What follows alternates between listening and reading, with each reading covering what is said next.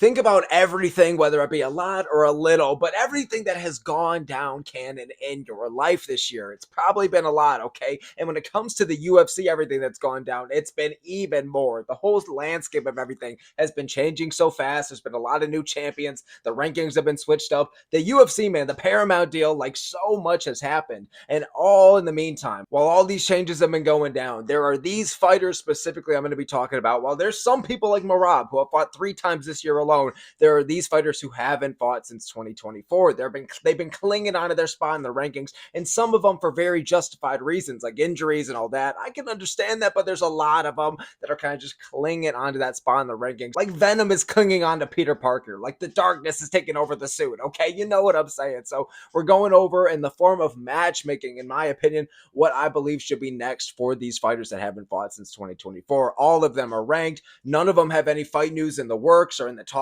right now. So we're going to be stepping into the war room and going over who I believe next they should be facing. Okay, so just starting off with the first one, let's get two birds in one stone, two chromosomes with one punch for this one, specifically because Arman Tsarukyan, this doomsday device to the sport, the literal man that caused a clusterfuck, the literal domino effect, the literal spiraling out of control that is the top of the lightweight division right now. All that started with Arman Tsarukyan's pullout. So in my opinion, I can't just give him the title shot right away, but what are we going to do with him? Because he's sitting right now, he still is a very good fighter. He still is the number one contender, okay? The only people above him are the champion and Islam Makhachev, who's moving up. So what I think you could do with him is you could do Paddy the fucking Body Lord. You could easily do Paddy Pimblett. I think it would be a huge fight. I think Pimblett is 1 or 2 away from a title shot. It's crazy to say, but here we are. We got to get something cooking for Topuria. We need that super fight, okay? So Pimblett's 1 or 2 away. You know the UFC is pushing for it, but for Tsarukyan, he still needs that big enough name. Like, who is somebody who, yes, they don't have to be in the top 3, but who's somebody who can get him in a number 1 contendership type scenario that wouldn't be a Paddy Pimblett? I think Dan Hooker, man. I think Dan Hooker is somebody who also hasn't fought since 2024, so I was going to put him on this list anyway, but I like this fight, man. You could put it as the main event for Fight Night Qatar. You could put it on that December pay-per-view or even Madison Square Garden. Why the fuck not, you know? So I think Dan Hooker versus Tsarukyan, these guys have genuine beef. There would be real animosity. You could do a face-to-face. They won't. Who are we kidding? But you could put them on a presser if it is on a pay-per-view or something like that. So the build-up would be real. It'd be intense, okay? Face the pain type shit. And in general, the actual fight, I feel like would deliver. It'd be very exciting. It's a number 6 guy in a stacked division versus the number 2, okay? So it's pretty high level. Dan Hooker's going to bring forward a heavy pressure and heavy power on the feet. But Tsarukyan, people forget, man. I mean, truly, they forget. This dude hasn't fought in a year and a half, even longer than Hooker. But this dude, he still is the man that at least could have given Makhachev his toughest test at lightweight at the time. So I'm not just going to discredit him. I just want to see Tsarukyan back in the fucking cage. I've been very pissed off and just annoyed at the shenanigans and the antics. He's fucking around with Nina Drama, but he can't actually show up to the fight. Tsarukyan is good, man. He's well-rounded. He could become the champion in this timeline or another one. Hopefully not this one, but the fact is he's very good. He deserves a big fight, but just not the exact title shot, man. Because again, he did kind of shoot himself in the foot, whether it was injury or weight miss or whatever you want to believe. He did kind of fuck up there, and I think Hooker is a big enough fight to where we're not like exactly punishing him still, but we're not fucking rewarding him. Hooker's a tough out. Hooker's a good name to add on the resume. Hooker could win, man. He was like a plus 400 or 500 underdog against Gamrot. He was an underdog against fucking Jalen Turner as well. Tsarukyan is a bit above both of those guys, especially a Jalen Turner. What am I kidding? But regardless, man, it could be competitive. It could be fun. And both these guys need a return fight. I think this year makes sense. I mean, if Tsarukyan isn't fighting all of 2025, man, I feel like he's just shooting himself in the foot even more, man. He's getting even farther away from a title shot.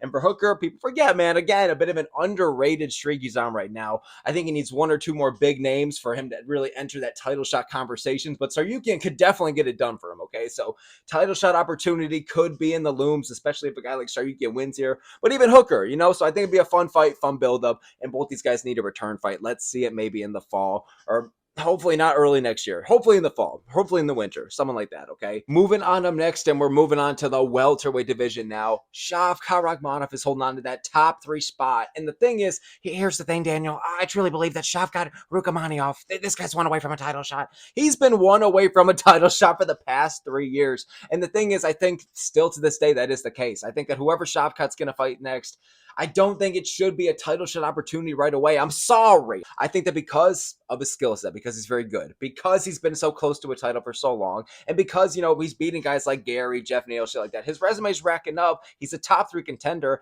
The welterweight division's cooking, but he could be one away. Whoever Shavkat Rakhmonov gets next, it's going to be a number 1 contendership fight. Let's give him Bilal Muhammad. And I don't know why I said Muhammad like that. Like it's a cow, okay? But Bilal Muhammad, that was terrible. That was peak white people humor. But Bilal Muhammad, man, or Sean Brady, the literal number 1 and number 2 contenders. So you could give Shavkat somebody outside of that top 3 range. I kind of did that on accident, but when I'm looking at stylistically and rankings wise, who should be next for him, okay? Or resume wise, whatever it may be. I think both these matchups make sense, okay? You got the big bad USA wrestling of Sean Brady, somebody that a lot of people weren't talking about a year ago, but he has earned his way up to the spot with the Leon Edwards win and Gilbert Burns and Kelvin Gastelum. So the wins are racking up. I think that he could really give a lot of problems to Shavkat in the clinch and on the ground. I think that his ground and pound is pretty solid. I think he's really good at submission entries. And I think that Shavkat isn't all that on the ground, okay? He's pretty fucking durable. He's got the iron wall takedown defense. He's built like a literal thwomp from Super Mario Bros. Or something, okay? But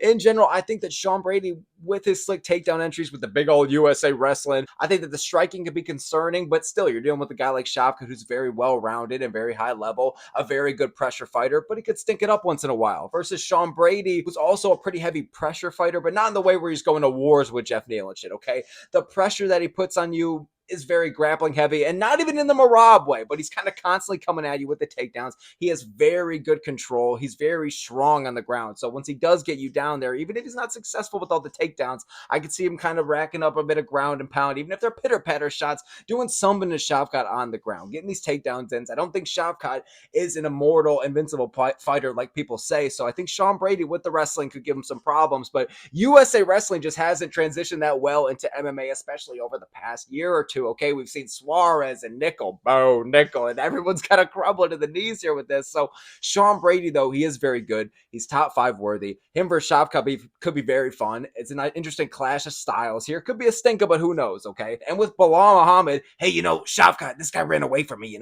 I went against the game plan. I'm the best striker in the UFC. I would piece up GSP. Bilal Muhammad versus Shavkat, I feel like could be a just not entertaining build-up, but the fight itself, what I feel like would be fun, okay? Bilal put on an entertaining fight against, what the fuck was his name? Jack Della Maddalena. Terrible Aussie impression. Did it once again. Didn't need to do that. Why? But Jack Della Maddalena was a fun fight. The rematch against Leon Edwards was, I feel like, underratedly a fun fight. It wasn't anything to write home about, okay? But I think he's at this point in his career where he probably knows he's not getting another title shot or another title opportunity, at least anytime soon. So let's give him somebody who, it's a big fight. These guys were scheduled to fight once before. I was going to go with Bilal at UFC 310. People forget, man. But I was going to go with Bilal to beat Shavkat, but I would probably go with Shavkat right now. I feel like Bilal's getting up there in age. He took a lot of damage against JDM. I feel like he is eyeing a fall-winter return. I know so is Shavkat, so the timeline makes sense. Both these guys were going to fight. I know it was for a belt before, but for a number 1 contendership spot ain't too bad either. That's such a John Anik line, but you know what I'm saying. I feel like it'd be a fun fight.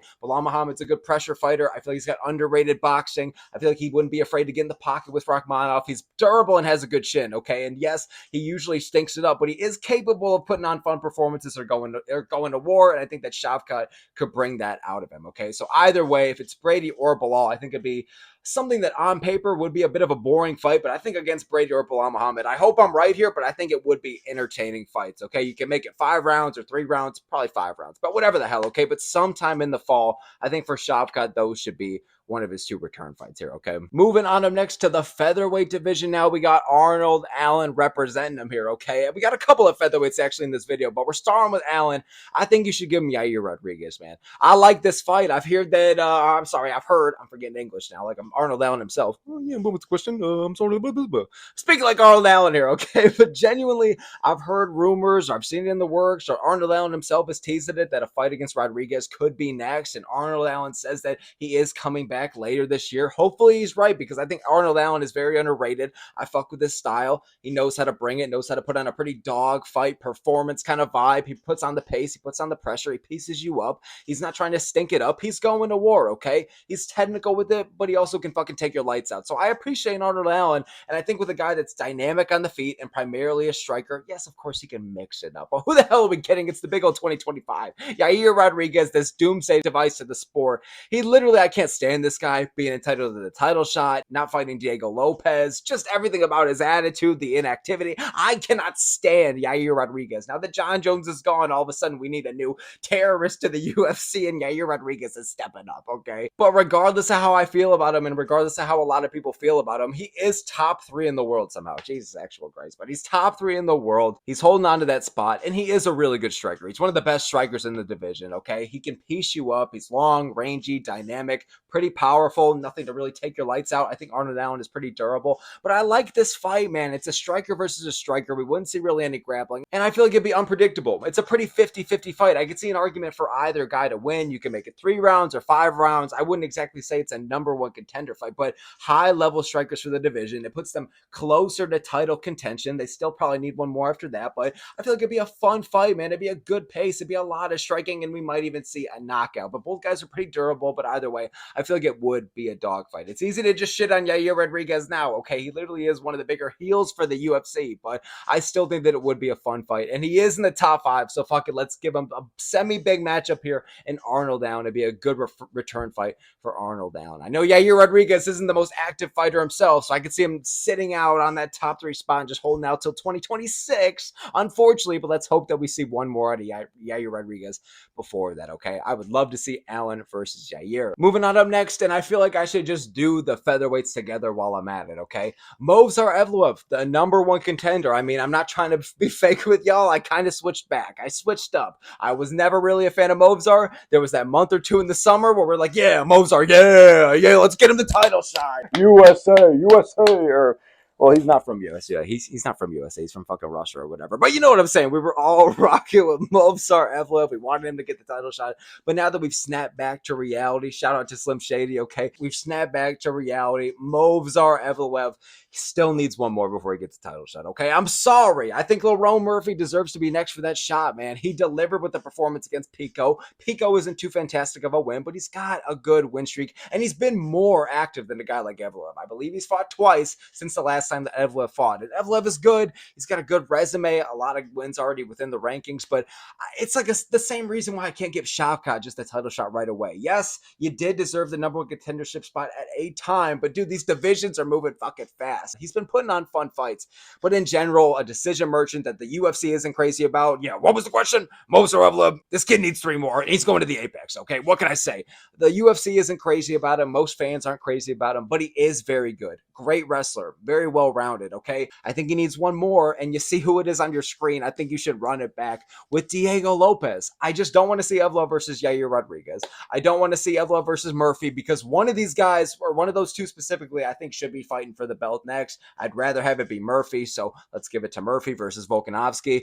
Evloev has already fought Sterling. He's already fought Arnold Allen. We're not giving him fucking Brian Ortega or Josh Emmett. And once we get past that, we're dealing with the number 9 and 10 contenders, okay? So for Movsar Evloev, I feel like the rematch against Lopez, it makes sense, man. It's like Goku versus Vegeta. It's a duel that's destined to take place time and time again, okay? And it's just one of these fights where I feel like it's somewhat destiny that we're gonna see these 2 fight again, man. The first fight, it was short notice, and you just knew that Lopez, the fact that he made it so competitive and went on such a tear after that, it's almost poetic that they're sitting here as the number 1 and 2 contenders right now. When 2 or 3 years ago was that short notice fight, Lopez was pretty unknown, but he had a lot of experience, and he was well-rounded. He could crack, but he was pretty unknown, especially to the UFC level. And now that he's here, and he was able to have it 5 rounds of Volkanovski, and then bounce back with a win, a good win over Gene Silva, man. One of the best fights of this year. I mean, dude, whether this fight's for a vacant title or a number 1 contendership spot, whatever the fuck it may be. I don't know how Volk versus Murphy's going to go. I don't know if Murphy's going to win. If Volk wins, does he retire, or does he face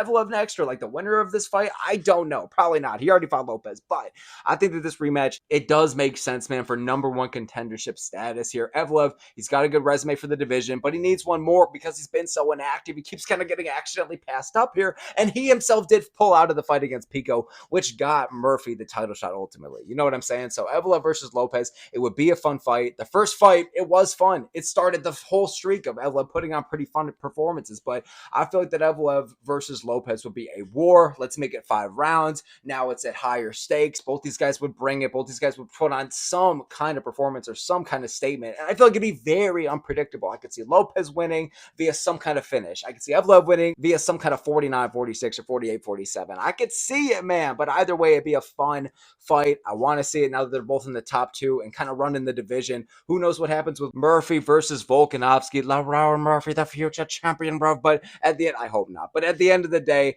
I'm down to see this fight. It'll be a war and high stakes, and I love it. All right. Moving on up next, representing one of the flyweights here. It's Amir Albazi. And I know y'all have been waiting for this one. I know this is why y'all are waiting outside the line for the pub. I know this is what you're here for. What are we going to do about the return of Amir Albazi? He hasn't fought since the main event spot against Brandon Moreno. And even before that, he was dealing with a really bad back injury, I believe. So even before that, he was out for a year. So he's been pretty inactive, but somehow is in the top 3 and 4 spot. But at the end of the day, he robbed Kai France. He made his way up there, and he's still on there. So whatever it's going to be, it's somehow going to be a big fight. He is top 4 in the world. I think it should be Steve Erceg. Shave me bald, have Spotify slap me in the ass, and call me Joe Rogan, because I'm going to say that Steve Erceg, people truly forget, man. This guy, close decision against Pantoja and close decision against Moreno. Yes, knocked the fuck out by Kai France, but he's only losing to the elite competition. I think that a top 5 shot,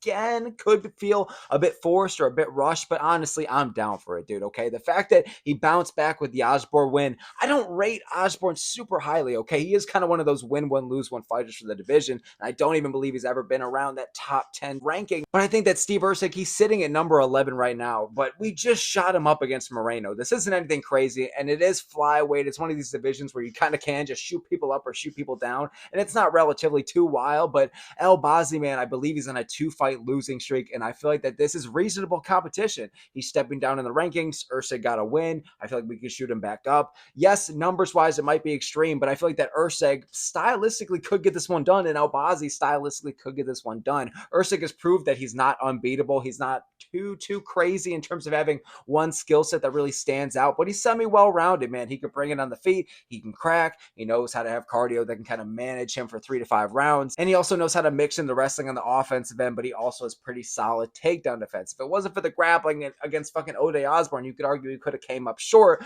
but again, if he wasn't grappling against Pantoja, that's ultimately what cost him the fight with poor IQ. So the wrestling of Erceg has come and bit him in the ass, but also gotten him some wins here and there. But in general, I think that against Albazi, somebody who is naturally just such a wrestling heavy style, it's his bread and butter. I'm very curious what Erceg's going to do. Is he going to try and keep it a stand and bang fight and try and find and expose the chin of Amir Albazi and piece him up? Or is Albazi's wrestling and boring ass style, I'm sorry, going to overwhelm Steve Erceg and we get a stinker on our hands? And Albazi is somehow still in the top 5. I don't know, but I think Steve Erceg versus Albazi, the John Cena versus Randy Orton of our generation. I think that this will be a flyweight scrap. Hopefully Erceg brings a bit of the entertainment out of Albazi. I'm not too big of a fan of him. I think that he did rob Kai France and is a bit of a stinker, but in general, still a good fighter, still has good wrestling. I think he needs a bounce back though this year. If he's clinging on to that top 5 spot, Steve Erceg's down to be active. Let's give it to him, all right? A bit of a striker versus grappler here. So moving on up next, the man that I hate to break it to y'all, we're probably not seeing him come back this year. It's going to be someone who I feel like exclusively is going to be fighting on the White House card.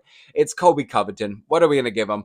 I feel like you should give him Gilbert Burns. I mean, it's no shock that, yes, we're not going to give him some prospect. Yes, it's going to be hard to get a matchup that Covington will actually accept. This guy was denying Kevin Holland recently, okay? Covington, I just think he's going to be more of a Twitch streamer. I don't think he's going to come back this year. It's going to be the White House card. He's all excited about it. He's all tweeting about it, but I just feel like the fall off of Colby Covington is pretty hard, okay? We don't even need him to fight back this year. I feel like what we need is to just take him out the rankings and then give him the fight against Burns, because it's a bit of an Unk versus Unk matchup, but we have respect relatively for both of these guys. I mean, a lot more respect for Burns. That's kind of my point with that, because we all love Burns. We all respect Burns.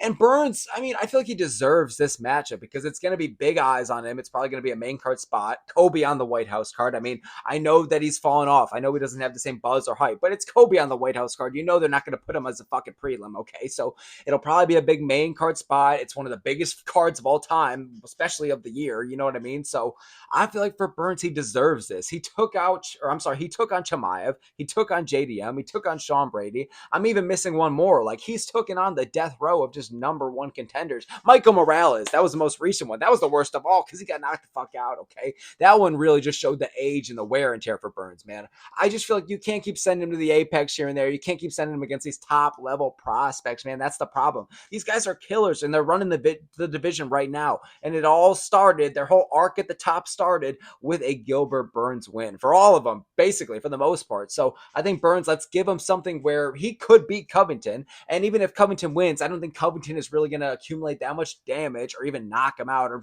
God forbid, even submit him or anything. So not only is it winnable for Burns, but it's also something where he's not going to really take too much damage. And on top of that, it's somebody who in his own right is inactive and he's not some top killer. He's going to be slower than ever, more inactive than ever. It's going to be Kobe fucking Covington, okay? So I'm down to see this fight, though. I know I'm just shitting on Kobe here, but realistically, if he's going to hold that spot in the rankings and if he is going to claim to have one or two more fights, then we might as well, and you know it's not going to be before that White House card because that already is less than a year away. And that for Covington works like the opposite of dog years. It's basically a month away for him, okay? So for Kobe versus Burns, it's a matchup that fans have talked about on and off for a while, and I feel like stylistically could be a stinker, but it could be fun, and I feel like the trash talk in the buildup would be something, okay? Especially if it is on the White House card and they have all that specific money and buildup poured into it. So Kobe versus Burns, I'm down. Let's book it. All right, it makes sense. They're right next to each other in the rankings as well. Moving on up next to Volkan Oezdemir. I know that's another one where y'all are asking. I got lines at the door saying, where's Volkan Oezdemir smoke? Where's Volkan Oezdemir smoke? I'm here to tell you, I think you should give him Jamal Hill next. I don't know where he's been. He's been on a bit of a win one, lose one kind of streak over the past few years, but honestly,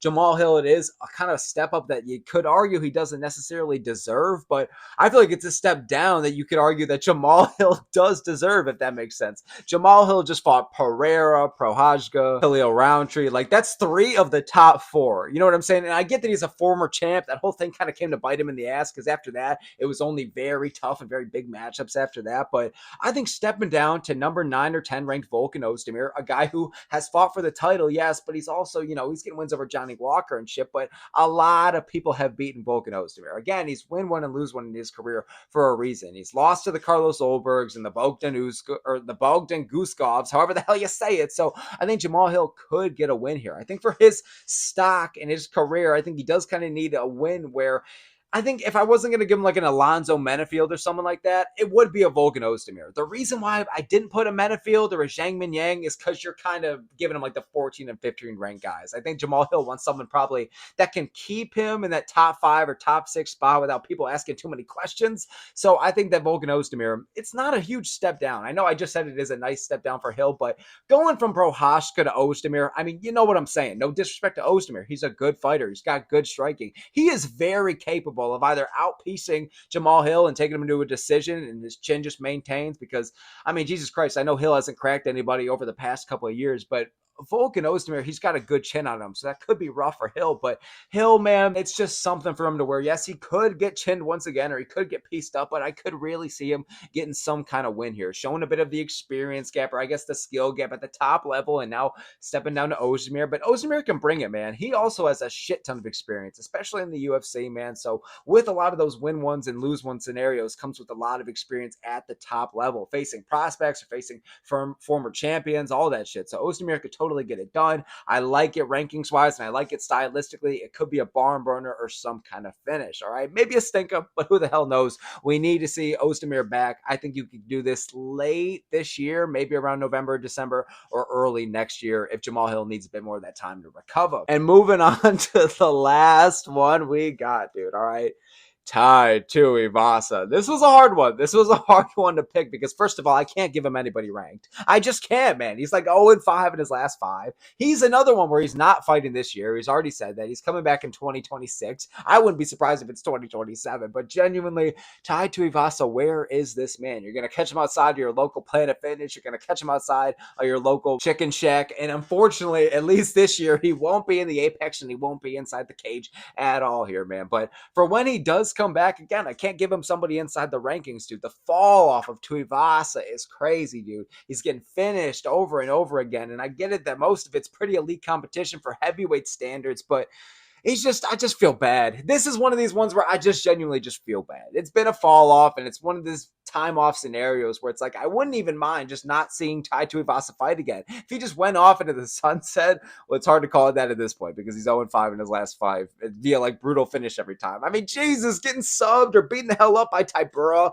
and getting finished within like a round in the Apex. How can you come back after that? But I think at this point, give him like a Tafa brother. Give him Justin Tafa, okay? I was thinking about a couple jabronis who are barely kind of in the UFC right now, and I don't know what Justin Tafa's going to perform like this weekend against Louis Sutherland, okay? If he gets a win, congratulations. You deserve Tai Tuivasa. If he gets a loss, congratulations. You're getting Tai Tuivasa.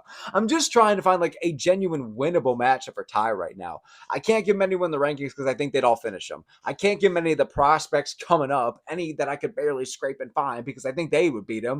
And even the guys that are lingering outside the rankings that aren't all that, I just think Tai would lose via some blobby decision, or he would just get knocked out, submitted. Options. There's options clearly for these guys, but Justin motherfucking Tafa is just a winnable enough matchup. It's a blobby enough matchup. Tai Tuivasa just looks like the version of Tafa gone better, but even that, we're pushing it here, okay?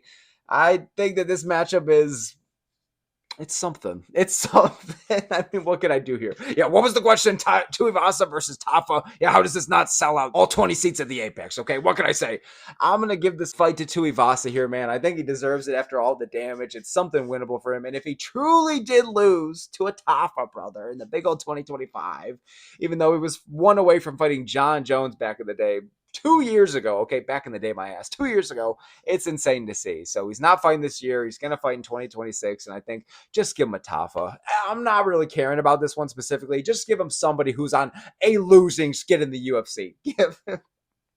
Just give it somebody to top, all right? Help our boy, man. But that's going to be it for this video, man. I appreciate y'all making it this far and giving me your time and attention. Thank you very much. It truly means the world to me. So thank you very much. All the smoke here. Let me know what you think in the comments below. Which matchups do you agree with? Which matchups do you disagree with? I would absolutely love to hear it. Let me know in the comments below. Let me know what you're cooking as the matchmaker. And let me know in general what your thoughts are on the video and on my picks, all right? So thank you so very much. Subscribed or not subscribed, whatever the fuck it is, man. I appreciate you, all right? Please hit the like button. Please hit subscribe. I would appreciate it. But anyways, just thank you so very much for giving me your time and attention. All right. I hope you have a good time watching UFC Perth this weekend. All the smoke here, man. Hope you have a good one. And I will see you all next time.